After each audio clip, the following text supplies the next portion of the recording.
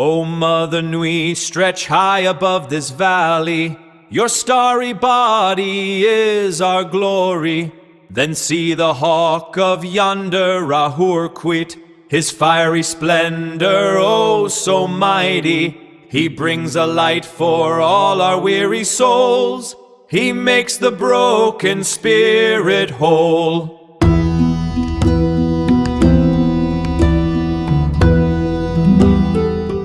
Welcome to the Deep Dive. Today our mission is to decode the Book of the Holy Trinity. It's this wild 15th century manuscript. We've fed a stack of sources into our system, the translated original text, historical analyses, and some really fascinating Jungian psychology notes. And honestly, looking at all this, is this basically a medieval pressure cooker recipe for the human soul? That is exactly what it is, yeah. Because, when you pick up an old chemistry manual, you expect physical ingredients. Mix some sulfur, heat up some lead, try to make a quick buck by turning it into literal gold. Right, the classic alchemist stereotype. Exactly. But then you look at this text, and that literal pursuit completely vanishes. You're suddenly looking at a radical guide to ego death. Okay, let's unpack this. Is that what alchemy really was? It really was. But it's heavily coded in visual metaphors, like take the most infamous illustration in this book, a man and a woman suspended over a raging furnace. Right, and if you look at the manuscript today, it's terrifying. The woman is literally pitch black. It looks like this morbid stage of decay. What's fascinating here is that the blackness is just an accident of history. The 15th century artists originally used bright silver leaf for the woman. Oh, wait, really? Yeah. The silver represented the philosophical principle of Mercury, and they used gold leaf for the man, representing sulfur.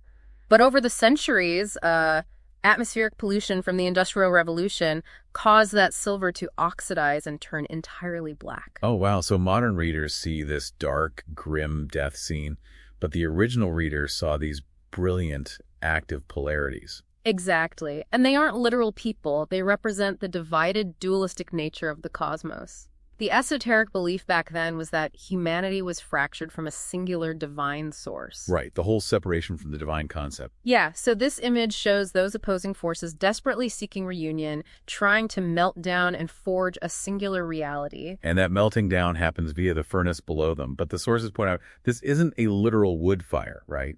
The text calls it ignis noster, or our fire.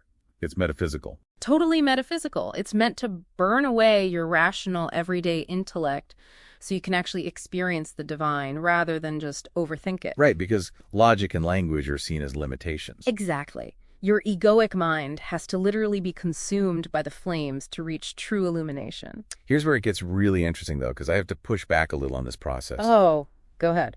Well, if you are intentionally destroying your own ego and entirely melting down your worldview with this inner fire, wouldn't that immense psychic pressure just drive you to absolute madness? It absolutely would. If you didn't have a vessel, that is. A vessel, like a literal jar. Think about a physical chemistry lab. You need an airtight glass alembic or volatile energies just explode everywhere. In this spiritual context, the monastery itself is the vessel. The Franciscan friar who wrote this mapped the strict monastic vows like poverty, chastity, obedience as the impenetrable glass walls. So it's basically the ultimate escape room. But instead of solving puzzles, you're just dissolving your own ego. The vows trap you with your own psychological suffering so you can't run away into worldly distractions. Precisely. You are forced into inner transformation. But you aren't just left to burn helplessly. The manuscript provides tools to survive it. Right, because how do you actually endure that? There has to be some sort of mental grounding technique. Is that what the massive wheel and the rosary in the illustration represent? Yes. The spoked wheel beneath the fire tells the practitioner that this transformation isn't some straight, linear path. It's a cycle. Okay, so you're constantly spinning through it. Basically, the chaotic outer rim of the wheel is the unpredictable suffering of the ordeal. The goal is to endure those cycles, moving inward along the spokes until you reach the unmoving, stable center. And the rosary suspended between the figures acts as the tether. The text calls it labor intath, or inward work. It's not just decorative prayer, it's a mechanism. Yeah, it's a survival tool. The repetitive rhythm of the rosary forces this ironclad, disciplined focus to keep the mind anchored when the panic of ego death sets in. That sounds incredibly intense. It is. And if we connect this to the bigger picture, Carl Jung actually utilized this exact imagery centuries later. He realized this alchemical process was a highly accurate map for the psychological integration of the shadow. Well, that makes so much sense. Right.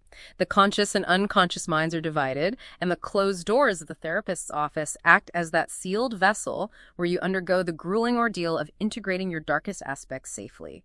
So what does this all mean? True alchemy wasn't about human greed or faking gold. It was this inward mechanism to heal the fractured self. It's a timeless process of rigorous inward work. It really makes you wonder, looking at your own life, what parts of your worldview might you need to put through the furnace? That is the real question, isn't it? Yeah, it really is. And the mystery doesn't even stop there. The Book of the Holy Trinity is famous for its extreme visual obfuscation and cipher grids hidden throughout the text. Oh, the ciphers are wild. They are. It leaves you pondering a massive, unexplored possibility. Could the hidden codes within this very manuscript hold the cryptological baseline needed to finally decode the infamous unsolved Voynich manuscript? When you look past the illusion of a medieval chemistry manual, you realize the ultimate recipe for the soul might still be hiding some incredible secrets.